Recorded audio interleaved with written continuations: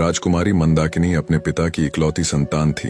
वो इतनी सुंदर थी कि उसकी सुंदरता के चर्चे अन्य राज्यों में भी थे। उसमें सौंदर्य के साथ साथ सदाचार, प्रतिभा आदि और भी सद्गुण थे, परंतु सब सद्गुणों तथा पिता के स्नेह ने उसे अभिमानी बना दिया। उसका अहंकार इतना बढ़ गया था कि वो किसी दूसरे को अपने सामने कुछ समझती ही नहीं थी। अनेक राजकुमारों ने उससे विवाह करना चाहा, किंतु किसी को वह अपने योग्य माने तब तो। राजकुमारी की अवस्था दिनों दिन बढ़ती जा रही थी। महाराज को लोक निंदा का भय था। लोग कानाफूसी करने भी लगे थे, किंतु राजकुमारी अपने अहंकार में चूर थी। वह किसी भी राजकुमार को देखने तक को भी प्रस्तुत नहीं होती थी। अंत में महाराज ने पड़ोस के युवक राजा रंगमोहन के साथ एक योजना बनाई और घोषणा कर दी कि राजकुमारी के आगामी जन्मदिन पर प्रातः काल जो पुरुष नगर द्वार में पहले प्रवेश करेगा, उसके साथ राजकुमारी का विवाह कर दिया जाएगा, फिर वह कोई भी हो। राजकुमारी का जन्मदिन का दिन आ गया। प्रातः काल नगर द्वार में सबसे पहले आने वाले पुरुष को राजसेवक पकड़ लाए। वह था फटे चिथड़े लपेटे एक भिक्षुक, परंतु वह जवान था, सुंदर था और पूरा अलमस्त था। उसके मुख पर एक अलग ही तेज नजर आ रहा था। महाराज ने राजपुरोहित को बुलवाया और बिना किसी धूमधाम के भिक्षुक के साथ राजकन्या का विवाह कर दिया। राजकुमारी चिल्लाई और रोते रोते उसने अपने सुंदर नेत्र लाल बना लिए, किंतु आज उसके पिता निष्ठुर बन गए थे। उन्होंने पुत्री के रोने चिल्लाने पर ध्यान ही नहीं दिया। भिक्षुक को केवल 5 स्वर्ण मुद्रा देकर उन्होंने कहा, तू अपनी पत्नी को लेकर मेरे राज्य से शीघ्र निकल जा, और याद रखना, यदि फिर तू या तेरी पत्नी मेरे राज्य में आए तो प्राण दंड दिया जाएगा। चलो मंदाकिनी। भिक्षुक ने राजकन्या को पकड़ा और चल पड़ा। रोती बिलखती राजकुमारी उसके साथ जाने को विवश थी, परंतु भिखारी ज्यों का त्यों प्रसन्न था। वह पत्नी के रोने पर ध्यान दिए बिना गीत गाता चल रहा था। राजकन्या को पैदल ही पिता के राज्य से बाहर जाना पड़ा। भिखारी उससे मधुर भाषा में बोलता, उसे प्रसन्न करने का प्रयत्न करता।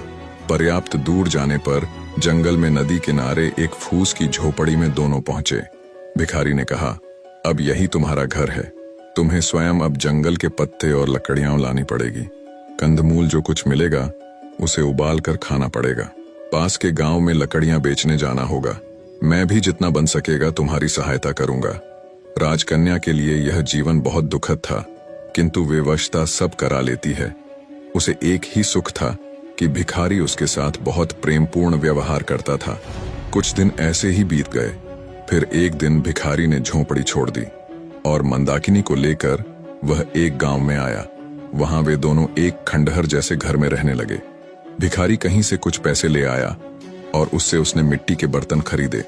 पत्नी से कहा, इन बर्तनों को बाजार में ले जाकर बेच आओ। किसी समय जो राजकन्या थी, उसके लिए सिर पर बर्तन उठाकर बाजार में जाना बड़ा कठिन काम था, किंतु मरती क्या करती उसे जाना पड़ा। भिखारी ने उसे स्पष्ट कह दिया कि यदि उसकी आज्ञा का पालन न करना हो तो वह मंदाकिनी को छोड़कर चला जाएगा। बेचारी मंदाकिनी बर्तन सिर पर उठाकर बाजार गई। उसे बर्तन बेचना तो आता नहीं था, दूसरों से नम्र व्यवहार करना भी नहीं आता था। बाजार में बर्तन रखकर वह उनके पास खड़ी रही, क्योंकि जमीन पर बैठना उसे बहुत बुरा लग रहा था। उसे कुछ ही देर वहां खड़े हुए हुई थी कि एक घुड़सवार युवक बाजार में आया। उसने मंदाकिनी से बर्तनों के दाम पूछे। मंदाकिनी ने रूखे स्वर में दाम बताए तो घुड़सवार लौट पड़ा। मोड़ते समय उसका घोड़ा भड़क उठा। फलतः घोड़े के पैरों की ठोकर से सब बर्तन फूट गए।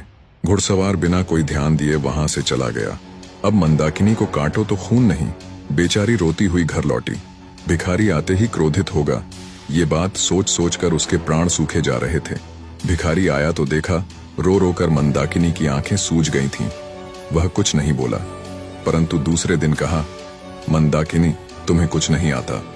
मिट्टी के सभी बर्तन टूट गए। अब हम दोनों का निर्वाह कैसे होगा? एक उपाय है, नगर में चलते हैं। सुना है राजा रंगमोहन बहुत दयालु है। उसकी पाकशाला में तुम्हें कोई नौकरी दिलवाने का प्रयत्न करूंगा। तुम्हें काम मिल जाए तो तुम्हारी ओर से निश्चिंत होकर मैं भी कहीं अच्छे पैसे वाला ढंग का काम ढूंढ लूंगा। कुछ धन एकत्र हो जाने पर कोई व्यापार कर लूंगा और तब तुम्हें भी अपने पास बुला लूंगा। राजा रंगमोहन का नाम सुनकर मंदाकिनी ने लंबी सांस ली। एक समय इस नरेश ने उससे विवाह करने का प्रस्ताव किया था। आज वह राजरानी होती, किंतु हाय रे ये घमंड, आज उसी राजभवन में वह दासी बनने जा रही है। जाने के अतिरिक्त कोई दूसरा रास्ता नहीं था। मंदाकिनी नगर में गई और राजा की पाकशाला में उसे नौकरी मिल गई। भिखारी उससे विदा होकर कहीं चला गया। मंदाकिनी का गर्व नष्ट हो गया था, उसका स्वभाव बदल गया था। अब वह अत्यंत विनम्र, परिश्रमी और सावधान सेविका बन गई थी। रसोई घर की अध्यक्षा रंभा कुमारी उसके कार्य से अत्यंत संतुष्ट थी। बसंत पंचमी आई। राजा रंगमोहन का जन्मदिन था। सभी सेवकों को इस दिन नरेश अपने हाथ से पुरस्कृत करते थे। दूसरी सेविकाओं के साथ मंदाकिनी को भी राजसभा में जाना पड़ा। जब सब सेवक पुरस्कृत हो चुके और सब सेविकाएं भी पुरस्कार पा चुकी, तब उसे पुकारा गया। वह हाथ जोड़े, मस्तक झुकाए राज सिंहासन के सामने खड़ी हो गई। नरेश ने कहा, मंदाकिनी, मैं तुमसे प्रसन्न हूँ। तुम्हें तो मैं अपनी रानी बनाना चाहता हूँ।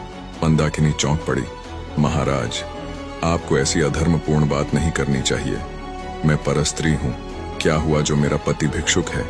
मेरा तो वही सर्वस्व है। उसे छोड़कर मैं दूसरे किसी की सोच भी नहीं सकती।